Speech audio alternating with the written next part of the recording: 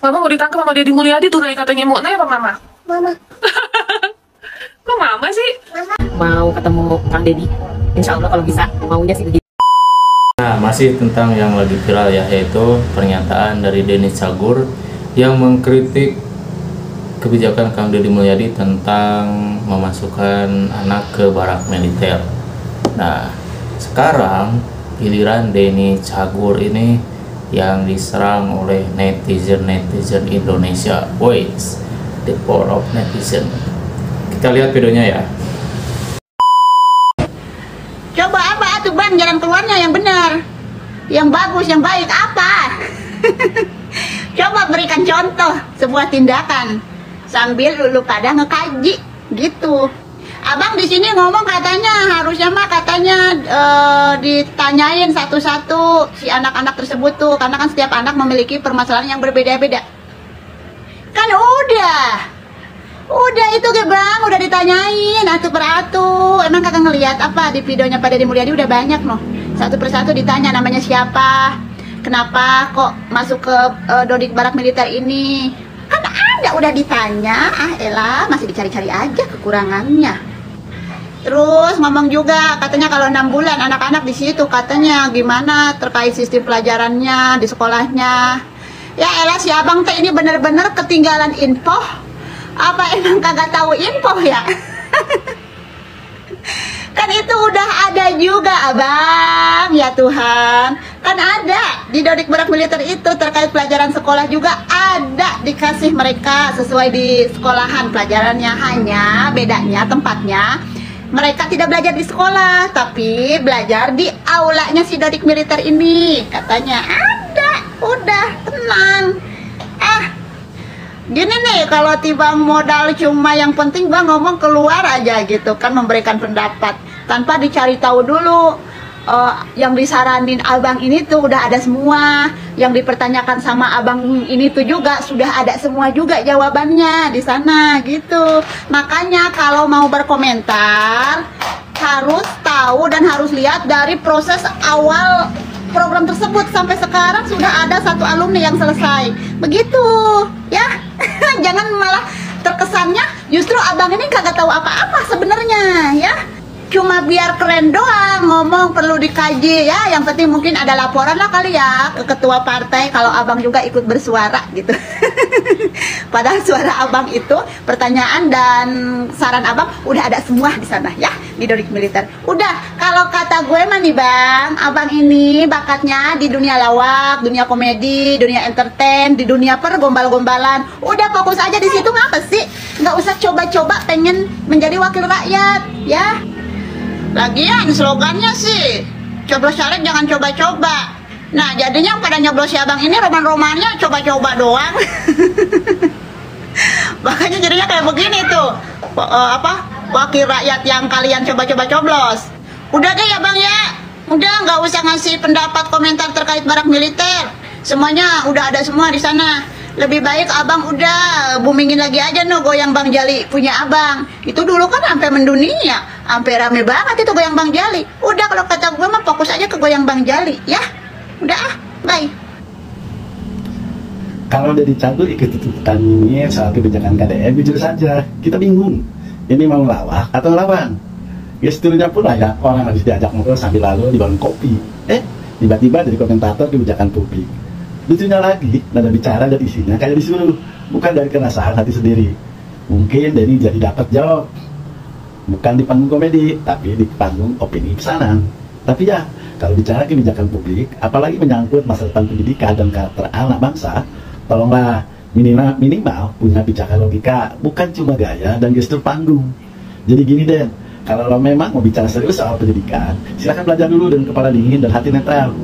Jangan jadi komedian yang lupa naskah, tapi tetap mau ikut tampil. Karena pendidikan itu penting, bukan cuma buat lucu-lucuan, tapi buat menunjukkan siapa diri kita sesungguhnya. Guys, perhatikan ini.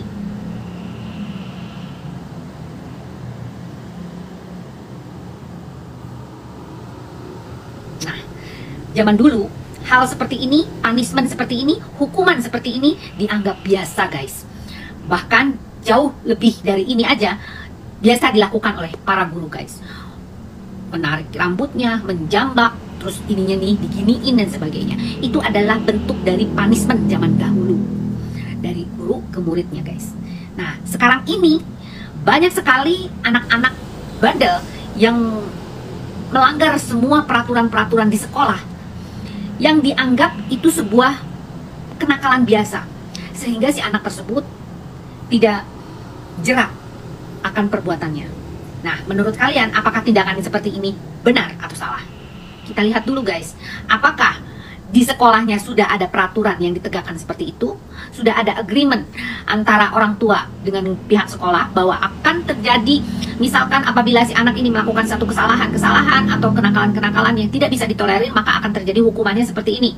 Kita kan nggak pernah tahu, guys. Nah, tapi nih secara psikologis, kita bicara tentang psikologis ya. Kalau dilakukan beramai-ramai seperti ini, maka kondisi psikologis tidak akan separah apabila dilakukannya sendiri-sendiri, guys. Maksudnya gini, kita panggil si anak terus hukumannya itu di depan orang banyak, ya seorang gitu loh, maksudnya dia sendiri gitu. Tapi ini kan rame-rame, nah gitu ya. Paham gak sih maksudnya? Nah ya, jadi maksudnya gini loh, kalau misalkan dia melakukan satu kesalahannya beramai-ramai, maka punishment itu dilakukannya pun juga beramai-ramai di muka umum.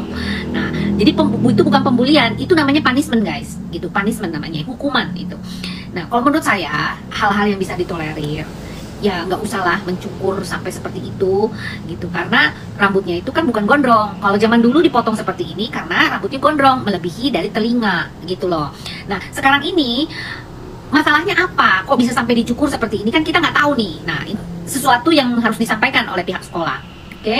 Dan yang saya garis bawahi di sini, untuk menjaga kestabilan mental anak, perlu juga diberikan satu asupan-asupan tentang psikologis, supaya si anak tersebut paham tentang apa yang dilakukannya itu salah, gitu loh.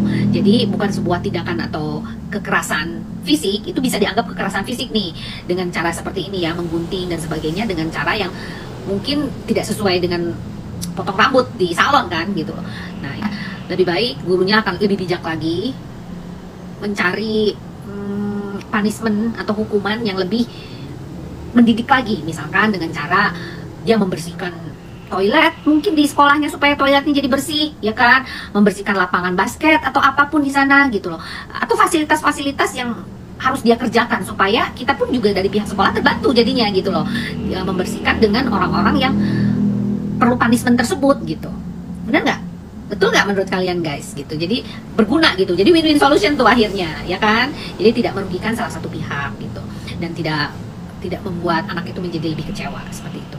Ya mudah-mudahan ya ini ada perbaikan-perbaikan dari pihak guru dan pihak sekolah agar hal tersebut bisa lebih bijaksana lagi untuk memberikan satu punishment terhadap anak-anak, apalagi anak-anak muda seperti ini kan memang sangat butuh perhatian ya, guys. Jadi perlunya masuk ke barak militer nih seperti ini agar jiwa raganya bisa terbentuk oleh sebuah kedisiplinan yang tinggi dari orang-orang yang merasa dihargai. Barangkali guru-guru tersebut kurang dihargai oleh anak-anak, makanya anak-anak menjadi seperti ini, gitu loh. Jadi tidak ada yang mereka takutkan, gitu loh, di sekolah tersebut. Oke? Bisa bijaksana lagi dalam mengambil keputusan. Oke? Nah, kita lihat. Kalau mama ditangkap, Nay nggak ada lagi mamanya. Iya. Terus? Terus Nay takut kehilangan mama. Hah? mama mana tapi nggak? Mama mau ditangkap sama Deddy Mulyadi tuh, Nay katanya. Mau Nay apa mama? Mama. Kok mama sih? Mama mau Katanya takut kehilangan mama, tapi mama yang disuruh tangkap. Naila jawab dulu. Apa mama? Yang ditangkap mama apa Nay? Mama. Nay aja lah. Mama aja ya. Nay aja. Soalnya tuh Kang Deddy katanya maunya sama anak kecil. Naila aja katanya gitu. Tuh lihat tuh, baca tuh. Mana? Nggak kelihatan tadi lewat. Emang Nay udah bisa baca, gak kelihatan lewat, so bisa baca deh. Dia mah pinter speaknya tuh, guys. Emang Ayo, siapa yang makannya susah, awas bapak jemput ya, kata tuh. Nay, Kang Deddy Mulyadi udah di depan pintu, ayo berangkat nih, Nay, baca Nay itu. Assalamualaikum warahmatullahi wabarakatuh. Acil sekarang lagi ada di Jawa Barat, Bandung. Mau ketemu Kang Deddy. Insya Allah kalau bisa, maunya sih begitu. Nih sama Babe ya, suaminya Acil nih, dengan setia menemani. Memang kita lagi ada rencana liburan sudah sebulan yang lalu, dan alhamdulillah hari ini udah nyampe di sini dan langsung menuju tadi ke Dusun Bambu tadi pagi. Kemudian sore ini kita mampir ke Laut Sumaribaya ya. Masya Allah tabarakallah, di sini Kang Dedi luar biasa ya, kotanya, pemandangannya Masya Allah banget gitu. Beda kalau di Balikpapan, tempatnya cari duit aja kali ya. Kalau tempat-tempat hiburan seperti ini, tempat wisata ya masih kurang gitu. Kang Dedi, kalau boleh, Acil boleh dong ya ketemu, pengen tahu deh peraturan-peraturan daerah yang bisa diterapkan gitu. Penasaran kalau di daerah Jawa Barat bisa, artinya kan juga bisa ya kalau buat di Balikpapan, seperti penghapusan pajak gitu, kendaraan yang denda-dendanya itu apakah memang benar seperti itu gitu. Dan masih banyak lagi dah, kalau bisa sih sharing, karena memang akhir-akhir ini banyak sekali keluhan-keluhan dari warga Balikpapan mengenai yang kemarin sempat di BBM, walaupun sekarang sudah terkondisikan ya, namun masih banyak lagi yang seperti air bersih gitu. Dan kemarin habis dari Samarinda itu juga masih banyak antrian gas LPG 3 kilo gitu. Kemarin kebetulan Samarinda terendam banjir ya, banyak PT-PT yang share seperti itu ya. Masih banyak PR deh kayaknya gitu. Dan sebenarnya kalau ada komen-komen yang berkata artinya itu bukan tanggung jawabnya wali kota. Jadi begini, di video saya itu yang saya kritik adalah kinerjanya wali kota. Kemudian yang bertanggung jawab tetaplah Pertamina gitu. Hanya saja kami sebagai warga Balikpapan tentunya berharap wali kota itu benar-benar gimana ya, memperhatikan lah ya keluhan-keluhan dari warganya gitu. Jangan sudah terkendali terus merasa sudah selesai masalahnya. Tolong usut tuntas deh apa penyebabnya. Dan beliau kan sebagai JM Pertamina bersedia katanya mengundurkan diri ya, area Kalimantan gitu, bersedia mengundurkan diri. Sebenarnya bukan masalah mengundurkan diri ataupun wali kotanya diganti. Sebenarnya kalau punya rasa tanggung jawab dan amanah, tentu saja bisa memperhatikan lah ya, supaya kota kita lebih maju. Bukan berarti tidak ada perkembangan, ada, namun tidak sebanding dengan pemasukan daerah. Kita ini kaya dengan kekayaan alam ya, tambang, minyak gitu. Tapi pendidikan saja kita masih ada yang bayar gitu. Anak-anak kuliah sekarang aja masih bayar gitu. Walaupun ada gratis pol, ya mudah-mudahan benar-benar terrealisasi ya secepat mungkin gitu. Dan satu lagi itu juga BPJS sekarang susah sekali dipakai. Padahal BPJS itu kita bayar ya, bukannya gratis. Kalau suhu badan belum mencapai 40 derajat gitu, itu pun kita nggak boleh UGD gitu kan, nggak ditanganin. Jadi itulah hal-hal yang buat kami itu mau mengeluhnya kemana. Alangkah baiknya mungkin kalau ada posko pengaduan khusus untuk warga Balikpapan gitu. Ya mudah-mudahan nih Kang Dedi, saya benar-benar pengen ketemu nih sama suami gitu ya. Pengen sharing deh gimana supaya bisa lah ya, bisa sama seperti di Jawa Barat gitu, wali kotanya turun terjun langsung ke warga-warga, nanyain gitu. Nggak perlu setiap hari sih, cuma kalau bisa di setiap kecamatan dan dibagi lagi kelurahan, bisa dijadwalkan gitu, langsung tanya jawab sama warganya, sehingga benar-benar kelihatan lah ya kepedulian seorang pejabat kepada warganya. Itu aja sih, terima kasih banyak. Assalamualaikum warahmatullahi wabarakatuh.